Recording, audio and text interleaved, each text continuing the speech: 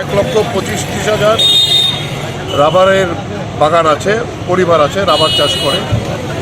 তার প্রায় 60 উপজাতি এলাকায়।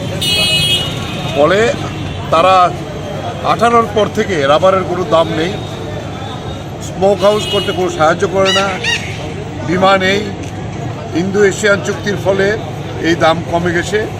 আজকে রাবার, যেটা আমাদের রাজ্যের অর্থনীতির জন্য সবচেয়ে বড় অবদান, আজকে তার জন্য এই বিজেপি জোট সরকার কোনো ভূমিকা নেই, এর আগের সরকারও এই নেই। অবশ্য কেরালাতে সরকার রাবারের দাম কমে যাওয়ার ফলে তারা যে ভর্তুকি আছে সে ভর্তুকি পুষিয়ে দেয়। এই দাবি নিয়ে আমরা আজকে এই প্রথম ত্রিপুরা রাবার উৎপাদক সমিতি, যেটা সারা ভারত কৃষক সভার অন্তর্ভুক্ত একটি সংগঠন, গণমুক্তি পরিষদ সহ আমরা এই কর্মসূচি প্রথম নিলাম আগরতলায় আমাদের দাবি মানুষের কাছে তুলে ধরার জন্য, সরকারের কাছে তুলে ধরার জন্য এই নিয়েই আজকের মিছিল এবং এই সভা এখন।